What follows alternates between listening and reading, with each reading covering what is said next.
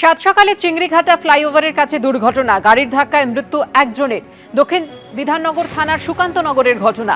বাইপাসের দিক থেকে দ্রুত বেগে একটি গাড়ি এসে ধাক্কা মারে ওই ব্যক্তিকে। ঘটনাস্থলে মৃত্যু হয় তার। মৃতের পরিচয় এখনো জানা যায়নি। ঘটনার তদন্তে পুলিশ, খতিয়ে দেখা হচ্ছে সিসি ক্যামেরার ফুটেজ।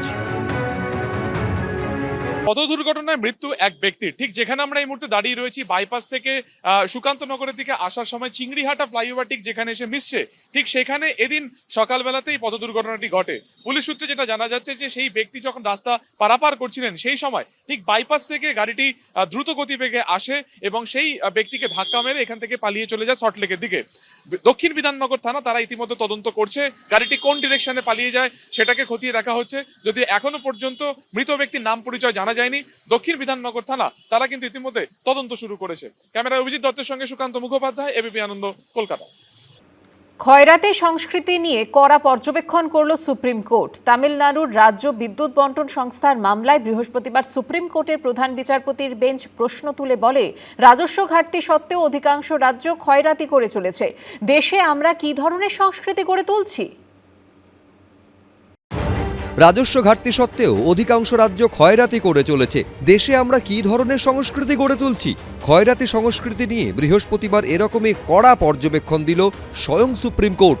কেন্দ্রীয় সরকারের আইনকে চ্যালেঞ্জ করে আর্থিক অবস্থা না দেখে রাজ্যের সব মানুষকে বিনামূল্যে বিদ্যুৎ দিতে চেয়ে সুপ্রিম কোর্টে দ্বারস্থ হয়েছিল ডিএমকে কংগ্রেস জোট শাসিত তামিলনাড়ুর রাজ্য বিদ্যুৎ বন্টন সংস্থা। সেই মামলাতেই এদিন কড়া পর্যবেক্ষণ দিল সুপ্রিম কোর্ট। প্রধান বিচারপতি সূর্যকান্ত, বিচারপতি জয়মাল্য বাগচি ও বিচারপতি বিপুল এম পঞ্চৌলির বেঞ্চ এদিন বলে, দেশে আমরা কি ধরনের সংস্কৃতি গড়ে তুলছি? যারা বিদ্যুতের বিল দিতে পারেন না তাদের জন্য কল্যাণমূলক প্রকল্প থাকা উচিত, তবে সবাইকে কেন বিনামূল্যে সুবিধা দেওয়া হবে? প্রতিটি রাজ্যে এই ধরনের প্রবণতা বাড়ছে, এতে আমরা উদ্বিগ্ন। এরপর সুপ্রিম কোর্টের প্রধান বিচারপতির বেঞ্চ সরাসরি প্রশ্ন ছুড়ে দেয়, রাজ্য সরকারের টাকা থাকলে পরিকাঠামো উন্নয়ন, হাসপাতাল, স্কুল এবং কলেজের উন্নতিতে ব্যবহার করছেন না কেন? ভোটের সময় জিনিস দেওয়ার পরিবর্তে রাজ্যগুলোর কি তাদের নীতির পর্যালোচনা করা উচিত নয়? রাজ্য সরকারের কাজ হলো কর্মসংস্থানের সুযোগ তৈরি করা। সকাল বিকেল বিনামূল্যে খাবার, বিনামূল্যে সাইকেল, বিনামূল্যে বিদ্যুৎ এবং এখন সরাসরি মানুষের অ্যাকাউন্টে নগদ টাকা দেওয়া হলে উন্নয়নের জন্য টাকা কোথা থেকে আসবে? রাজস্ব ঘাটতি থাকা সত্ত্বেও দেশের অধিকাংশ রাজ্য খয়রাতি করে চলেছে।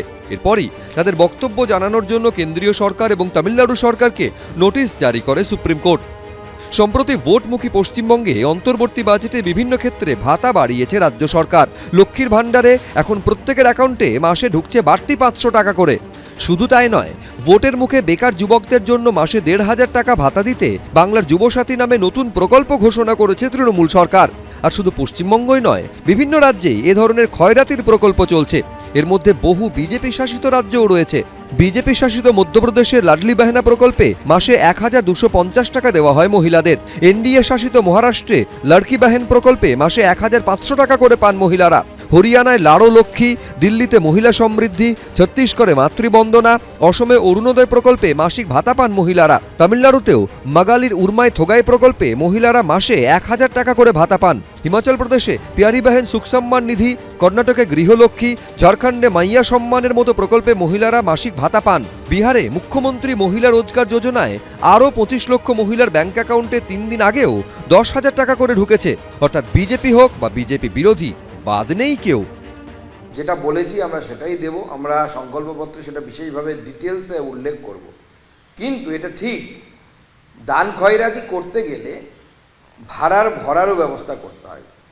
শুধু আউটগোয়িং হবে, ইনকামিং হবে না, তাহলে পরে তো আপনার ভাড়া শূন্য হয়ে যাবে এবং আপনি ঋণগ্রস্ত হবেন, যেটা পশ্চিমবঙ্গে রয়েছে। ভারতীয় জনতা পার্টি এলে এটা হবে না, রেভিনিউ আসবে এবং সেখান থেকে আমরা আমাদের লক্ষ্মীর ভাণ্ডারের নাম যে আমরা যাকে অন্নপূর্ণা ভাণ্ডার দিয়েছি সেটা চালু করে যুবসাথী থেকে শুরু করে সমস্ত কিছু আমরা কন্টিনিউ করব। প্রান্তিক মানুষ যার কাছে কিছু নেই, তিনি এই টাকাটা হাতে পেলে তিনি সেই টাকাটা যখন খরচা করেন, তার যখন ক্রয় ক্ষমতা বাড়ে, পারচেজিং পাওয়ার বাড়ে, এই ক্রয় ক্ষমতা বাড়লে ইকোনমিতে তার একটা সরাসরি এফেক্ট পড়ে। বিজেপির একাধিক রাজ্য মমতা বন্দ্যোপাধ্যায়ের এগুলো সব টুকলি করেছে। বাংলাদেশ ন্যাশনালিস্ট পার্টি যে ভোট জিতেছে তাতেও মমতা বন্দ্যোপাধ্যায়ের লক্ষ্মীর ভাণ্ডারের একেবারে কমপ্লিট রেসিপ্রোকেশন রয়েছে। গোটা পৃথিবীতে যদি ওই সম্পদ তো অল্প কিছু লোকের কাছে কেন্দ্রীভূত, সেখানে মানুষকে রিলিফ দেওয়াটা ওয়েলফেয়ার ইকোনমিক্সের একটা মডেল এবং আমাদের রাজ্যের সরকার মমতা বন্দ্যোপাধ্যায়ের নেতৃত্বে সেই ক্ষেত্রে বিপ্লব করেছেন। বিশেষজ্ঞদের মতে সাধারণ মানুষের হাতে নগদ পৌঁছে দেওয়ার সুফল যে ভোটে মেলে তা একাধিক রাজ্যের ভোটে বারবার প্রমাণিত। এই প্রেক্ষাপটে সুপ্রিম কোর্ট বৃহস্পতিবার যে কড়া পর্যবেক্ষণ দিল তা কোনো রাজনৈতিক দল কানে তুলবে কি? বিজেন্দ্র সিংহ, কৃষ্ণেন্দু অধিকারী, এবিপি আনন্দ। গোলপার্কের কাছে কাঁকুলিয়া রোডে অশান্তির ঘটনায় এখনো অধরা মূল দুই অভিযুক্ত সোনা পাপ্পু ও বাপি হালদার। ঘটনার ১৯ দিন পেরিয়ে গেলেও কেন এখনো নাগাল পাচ্ছে না পুলিশ? প্রশ্ন তুলছেন প্রাক্তন পুলিশ কর্তাদেরই একাংশ। এদিকে কাঁকুলিয়ায় পুলিশের গাড়ি ভাঙচুরের ঘটনায় ধৃত ৭ জনকে জেল হেফাজতে পাঠিয়েছে আলিপুর আদালত। বোমা, গুলি, ভাঙচুর, বেলাগাম তাণ্ডব। ফেব্রুয়ারির প্রথম সন্ধ্যায় এভাবেই তপ্ত হয়ে ওঠে গোলপার্কের কাছে কাঁকুলিয়া রোড। তারপর কেটে গেছে ১৯টি দিন। পুলিশ সূত্রে খবর, ১ ফেব্রুয়ারির ঘটনায় এখনো পর্যন্ত মোট ২৪ জনকে গ্রেফতার করা হলেও এখনো অধরা অশান্তির দুই মাথা, সোনা পাপ্পু ও বাপি হালদার। ঠিক কি হয়েছিল ওই দিন? পুলিশ সূত্রে খবর, কাঁকুলিয়া কাণ্ডে ব্যবসায়িক শত্রুতাকে কেন্দ্র করে বাপি হালদার ও সোনা পাপ্পুর গ্রুপের মধ্যে ঝামেলা শুরু হয়। অভিযোগ, সোনা পাপ্পু ঘনিষ্ঠ বাবু সোনা সহ প্রায় ৪০ থেকে ৫০ জন হামলা চালায় কাঁকুলিয়া রোডে। বাপি হালদার ও সোনা পাপ্পু গোষ্ঠীর দৌরাত্ম্যে এলাকার বাসিন্দারা যে তটস্থ, তেমন উদাহরণ উঠে এসেছে স্থানীয়দের একাংশের বক্তব্যে। দলবল নিয়ে ছুরি চাকু বোম সব নিয়ে এখানে মারতে এসছে। সোনা পাপ্পু আগে ওই একটা ওপারে মার্ডার করেছিল, খুব বদমাশও।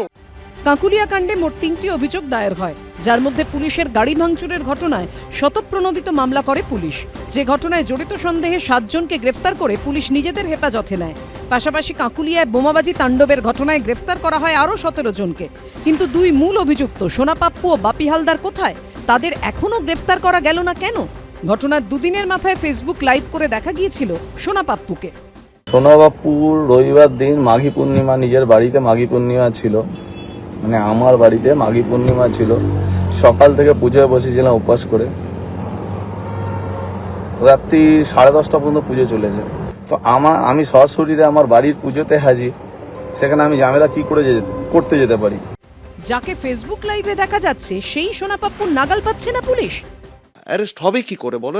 এরা তো শাসক দলের সঙ্গে সম্পৃক্ত একদম, কারণ এরা হচ্ছে শাসক দলের সম্পদ। সুতরাং পুলিশ প্রশাসন এই রকম ক্রুশিয়াল টাইমে on the eve of election, যারা এদের ভোট ব্যাংক, যারা এদের সম্পদ, তাদের কিছুতেই জেলের ভেতরে দেখতে চায় না। এটাকে বলে পলিটিকো ক্রিমিনো পুলিশ নেক্সাস। বৃহস্পতিবার কাঁকুলিয়ায় পুলিশের গাড়ি ভাঙচুরের ঘটনায় পুলিশ হেফাজতে থাকা ৭ জনকে আলিপুর আদালতে তোলা হয়। সেখানে সরকার পক্ষের আইনজীবীর তরফে অভিযোগ করা হয়, পুলিশ হেফাজতে থাকাকালীন ওই ৭ জনের থেকে রড বাজেয়াপ্ত হয়েছে। আমরা কোর্টের কাছে ৩ জন পুলিশ পার্সোনাল যে ইনজুরি আছে সেই ইনজুরির কাগজ দেখিয়েছি, এবং এই পুলিশ কাস্টাডি পিরিয়ডে তাদের কাছে একটা রড সিজার ছিল, সেটা আমরা লাইন কোর্টকে দেখিয়েছি। কোর্ট স্যাটিসফাইড হয়ে 24 ফেব্রুয়ারি অবধি জুডিশিয়াল কাস্টাডি গ্রান্ট করেছে। অভিযুক্ত পক্ষের আইনজীবী জামিনের আবেদন করলেও তা খারিজ করে পুলিশের গাড়ি ভাঙচুরের ঘটনায় ধৃতদের ২৪ ফেব্রুয়ারি পর্যন্ত জেল হেফাজতে রাখার নির্দেশ দেয় আলিপুর আদালত। ময়ূখ ঠাকুর চক্রবর্তী ও ব্রতদীপ ভট্টাচার্য রিপোর্ট, এবিপি আনন্দ, কলকাতা। এবিপি আনন্দ, এগিয়ে থাকে, এগিয়ে রাখে।